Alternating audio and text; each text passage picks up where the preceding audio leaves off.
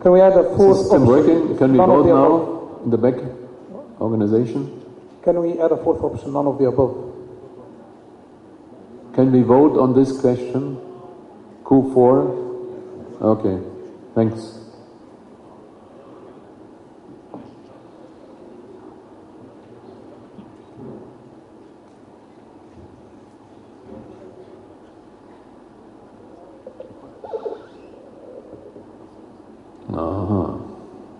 Convincing discussion before. Thank you very much. So the patient is not easily resectable on the first sight, so it's clearly a systemic treatment. Just to finish this discussion, for those who asked for primary surgery and giving chemo after, it's always better to have the chemo given before, then we know whether it's working or not. If it's not working, if you give it afterwards, after surgery, you don't know whether it's working. So why then not doing before? It's always an advantage. Yes. Thank you. So now can you proceed with your MRI finding? Next. Well, the MRI, he just had an MRI scan and he has a small suspicious focal lesion in segment 6. So those who were going down the radical approach would change their mind. I think Professor Wahid has already made his point that he would still proceed with the radical approach, resecting the liver metastasis. Question is, should we vote on this now, or the question is what happens with a single metastatic lesion in addition to the peritoneal disease? A comment to this?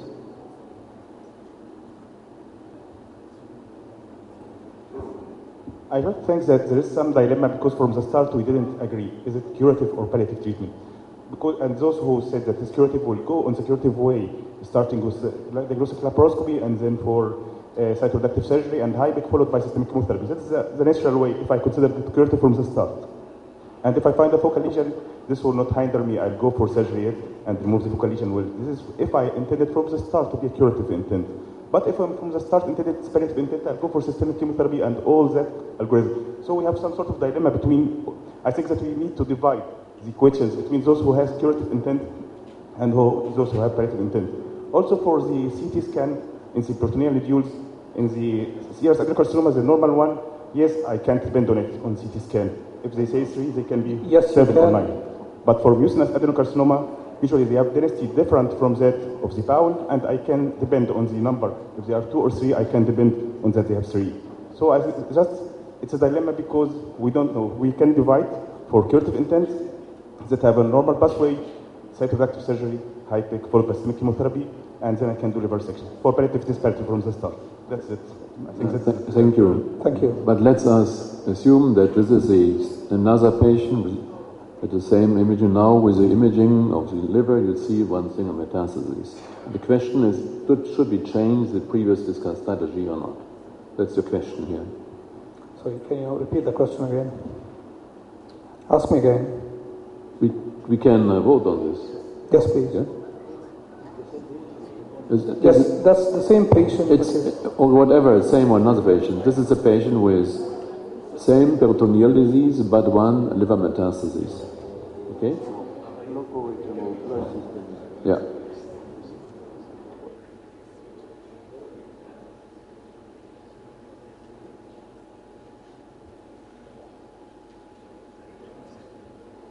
Still running? Okay, still possible to vote, to change your voting.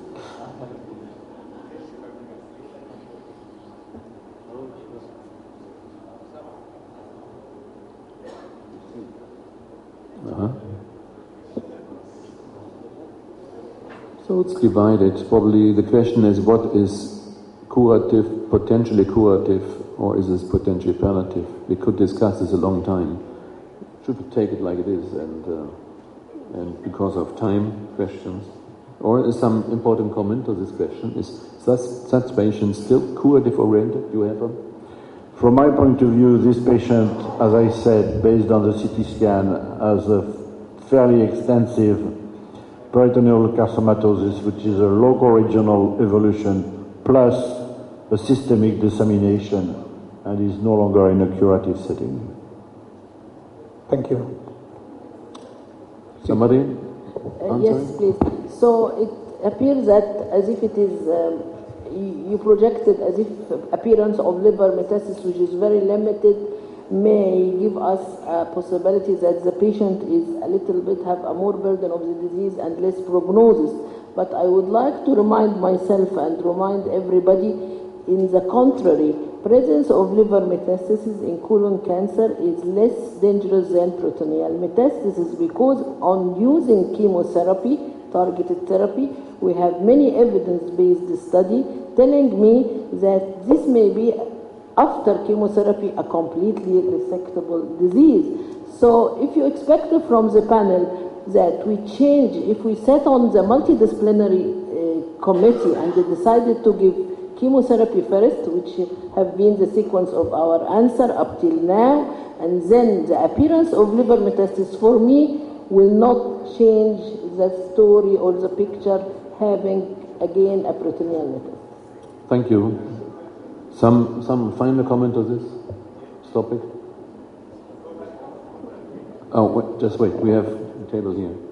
Please. I have a comment for Doctor, and the question at the same time for Dr. Schmoll. After having full clinical response by CT, PET CT, and by markers, would you go for exploration and second dose surgery or not in your cases? Well, in my center, the surgeon likes to do a laparoscopy first to have a good staging, and redo laparoscopy afterwards to see whether it is resectable or not. Even if you have complete, we consider this patient from the very beginning as a high-risk patient for peritoneal carcinomatosis and metastasis from the pathology. Many centers now, including Gustave Roussy and many press centers in the French trial now, published in year 2010, 12, and running until now with very established results. They advise HIBIC for high-risk patients, number one, or exploration for high-risk patients after systemic chemotherapy, and HIBIC. And they have two arms, patients who were explored and have nothing, negative exploration, and they didn't have HIBIC, and the other group explored and have HIBIC. The survival and recurrence rate is much more or less in the first group with HIBIC, and the results are already established and published now in the literature. So for our patient, he is a high risk from the very beginning. Addition HIBIC arm at any stage of the disease is very important now to increase the cure rate for this patient. Having minimal liver disease, which is surgically resectable with a cure rate of more than 50% now, with surgery and targeted therapy or systemic chemotherapy, either after or before this type of resection, we can ask ourselves why. I asked the group who selected the palliative treatment for this patient from the very beginning, on what base they select the palliative way or the palliative thinking for management of this patient. So you are voting for the two, for one, proceed as previously planned, independent of the liver. Okay? Yes. Is that what you advocate? Yes, before having liver mets, on what base it's late. Decide to have a palliative? Yeah, it's late, but we have, Asham, can we just finish the discussion here with it from the table with the one first in the back? Please. Comment? And then a short comment, and then we go to our presenter. Yes. Okay, I can start, please. Please, Professor Heba. Can you speak louder, very close to the mouth? Being the patient is potentially high risk from the start, why not to start by systemic chemotherapy and then re-evaluation after 3 cycles or whatever, to give a document that the patient is curative or not? So for me, I prefer to start with systemic chemotherapy before giving the decision for palliative or curative. Thank you. Thank you for this comment. So you would be for A, you still would proceed, and see what the chemotherapy does. Thank you. So, for me, I am a defender of the curative way, so my experience is of course, not more than the professor's experience, but for me, I never seen a patient with peritoneal carcinomatosis who is not in ascites and performance status is 0, and he do his full work. So I think this patient was not peritoneal carcinomatosis. He is a small burden peritoneal affection, and I don't deny him the curative intent of treatment. Thank you. Right. Can we? Yeah, please go ahead. Yeah. Can we conclude that we don't have? Please, yeah. Okay. Yes. A question in the back.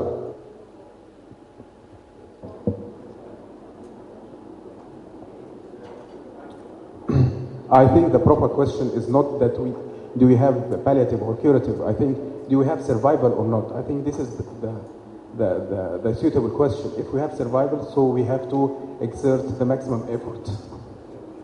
And I think in this case we have survival, so we can start with chemotherapy and then reevaluate. The intent means what is your plan, or what is behind your plan, what treatment you select for this. The survival is most important. So you think that systemic treatment should be given to improve survival? Is this what you want to say? Yes, I would start with systemic treatment as test of time, and if everything is going okay, I would go for resection, peritonectomy, and for the liver also. And HIPEC, yeah. So it looks that the floor and you would have more in favor of the approaches which have not been so completely represented here on the table. So it's interesting. We should make the same voting with you.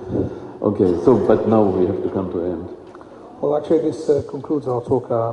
Just think it's pretty clear now from this discussion that we don't have a clear consensus on how to approach these patients. What is one evidence is palliative treatment, systemic treatment, but given that we can purify this group of patients as we did with liver metastasis early, we can actually select some patients who would gain some survival from treating them more aggressively, trying to achieve, if not cure, a long-term disease control. Can we come to this conclusion, or? It's not more possible. I just want to finalize this. If we would have done the same expert discussion and with the floor, with the audience, this was here much more expertise, much more clear knowledge, and all the points, at least in comparison to Germany, it might be different in France, because there was the HIPEC firstly done. But in a German GI oncologist, that's not common knowledge, these approaches. So I'm really surprised, and I'm enjoyed that you have a high expertise in this field. It's coming up from the discussion. So thank you very much for this detailed presentation. So it's late, but was